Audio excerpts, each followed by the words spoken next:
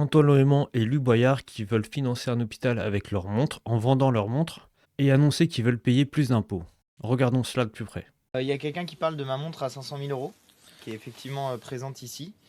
C'est la solution qu'on a trouvée pour financer l'hôpital. Je vends ma montre et ça finance l'hôpital. Ok, donc déjà tu as un salaire de 7000 euros par mois avec des indemnités qui sont défiscalisées. Mais comment tu fais pour te payer une montre à 500 000 euros avec un salaire de 7000 euros? Vous savez combien ça coûte de construire un hôpital? Le montant des financements prévisionnels pour le seul nouvel hôpital civil s'établit à 230 millions d'euros. Donc c'est pas en donnant 500 000. En plus, c'est même pas toi qui donnes, c'est tu vends ta montre à 500 000. Donc c'est comme si tu donnes 5 euros. Pour moi, je sais pas pour vous. Tout à fait. C'est d'ailleurs pour ça que j'ai plus de Donc, montre. J'ai vendu Louis a l'ancienne vendu aussi sa pour montre pour financer l'hôpital. On ne pouvait pas T'as vendu celle que t'as cachée ou... faire autrement. On pouvait malheureusement pas faire autrement. Juste, je vais répondre à quelqu'un qui a mis. Et comment on fait pour être à gauche en touchant 7000 euros? Alors, bonne question.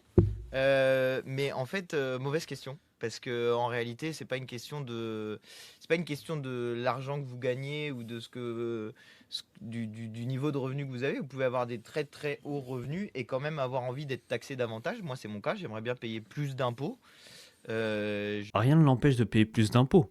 Regardez son indemnité qui est défiscalisée. Pourquoi il ne le donne pas dans la poche du trésor public? Rien ne l'empêche. Rien ne l'empêche.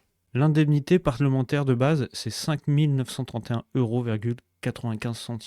Pourquoi il ne donne pas ça tous les mois au trésor public? Comme je l'ai dit, c'est défiscalisé. Donc ils payent aucun impôt dessus, ils payent rien. Ils ont déjà un salaire à 7000 plus l'indemnité parlementaire. Pourquoi ne pas mettre cette indemnité dans le trésor public? Parce que rien n'empêche à un élu de faire un don de son indemnité, par exemple. T'arrêtes pas de vouloir taxer les riches, mais t'as une montre de riche, si je puis me permettre. On se bat avec Louis pour que. On a d'ailleurs voté un amendement juste avant pour payer plus d'impôts. Parce que nous, on veut payer On plus aimerait d'impôts. bien payer plus d'impôts, mais c'est les macronistes qui veulent pas, et Le Pen d'ailleurs qui veut pas non plus, parce qu'ils veulent pas augmenter l'impôt sur le revenu des personnes qui gagnent plus de 4000 euros par mois. Nous, c'est ce qu'on propose avec la France Insoumise.